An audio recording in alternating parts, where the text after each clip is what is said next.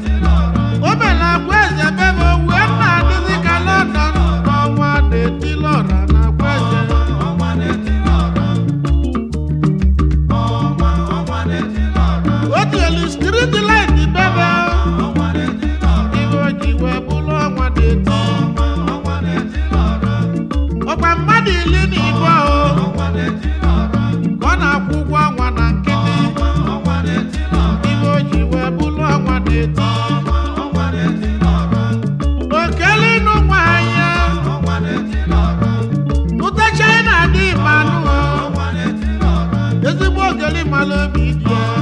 ọnwa na-eti n'ọra ekwula nwadalụli dala mma uche na dị mmadụ onye ọnwa ọ na-agwa eze onye ọma ọnwa na-eti n'ọra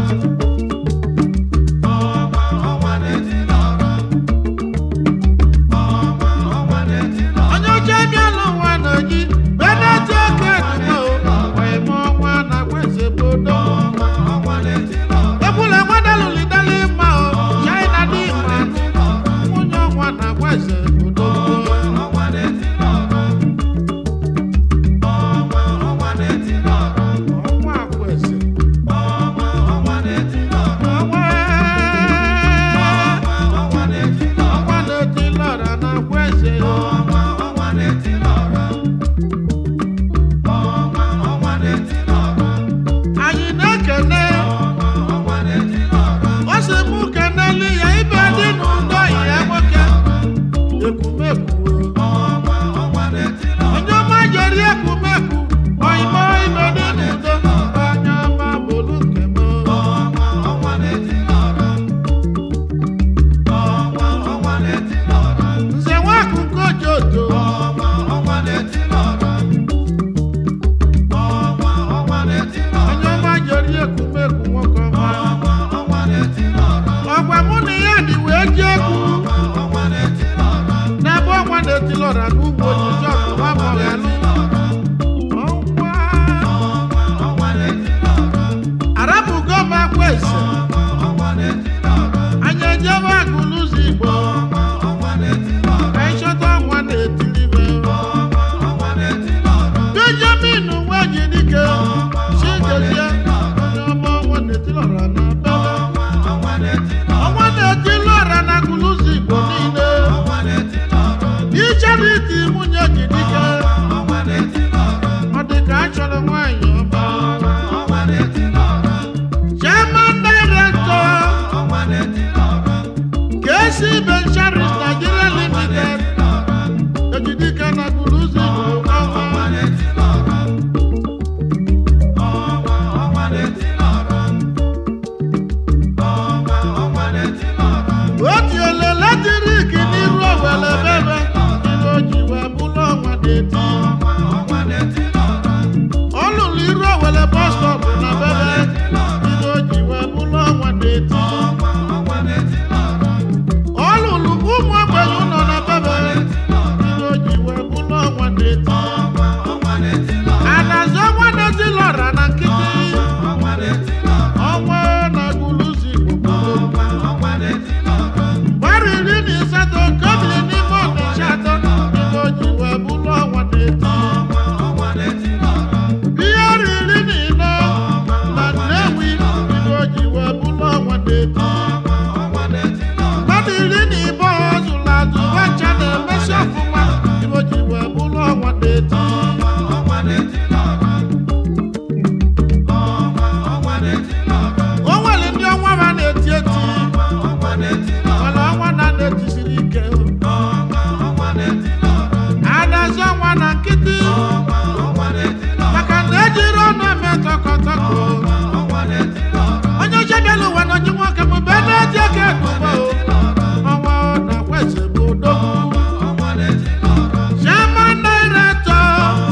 ọnwa na-eti n'ọra Ekedum Nigeria Limited ọnwa na-eti n'ọra Ekedum Group of Companies Nigeria Limited ọnwa na-agwa eze bụ odogwu ọnwa na-eti n'ọra ọnwa na-eti n'ọra anyị agabazịa ọnwa na-eti n'ọra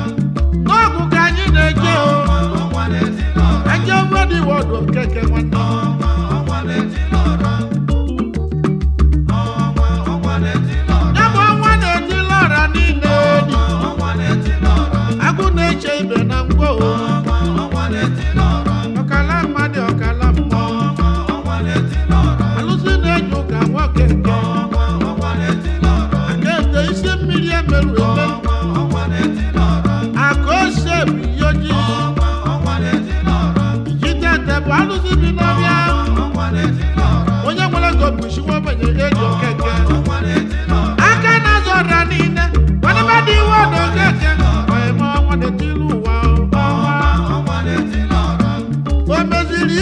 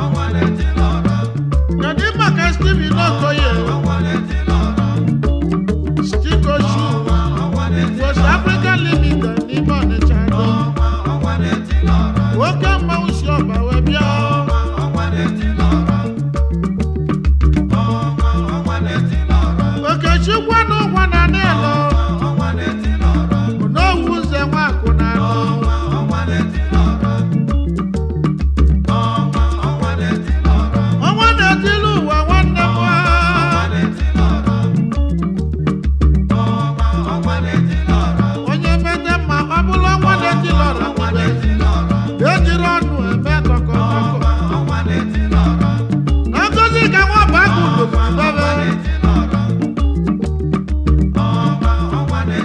bebe ngozi ka nwa bụ akụ onye ọma melọra n'ise melọra n'ugbo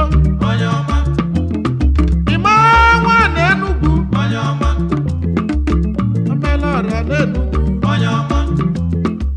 oimujudu nwamba egwu agbalọzọdara Michael Okeke wewere nwayo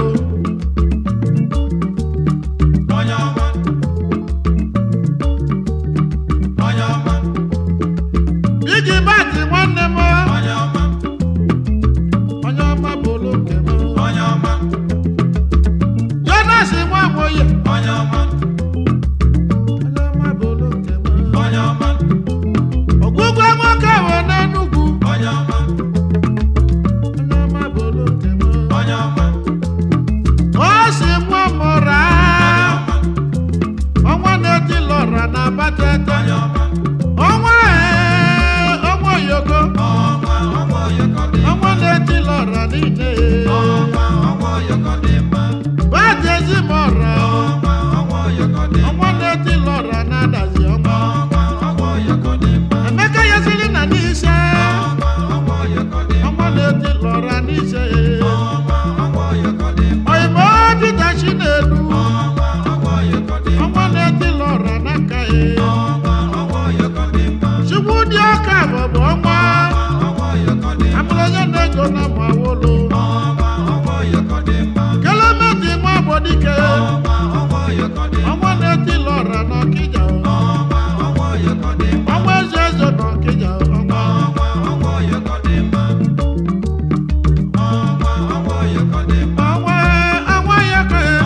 ọnwa na-eti lọra niile Lazarus nwa Baduga nwa bee na n'Ọkịja Yonan nwa Yosiara mmiri na-ezolọra n'ọzọ ojebe nwilo oke China na uru ala oyimo nọ ga-adele gị mma Jokolo n'azụ oyimo nọ ga-adele gị mma Antoni Nwamologwu akụzọnụ n'ọzọ oyimu na-ele sọfọ dọlamanụ n'Enugu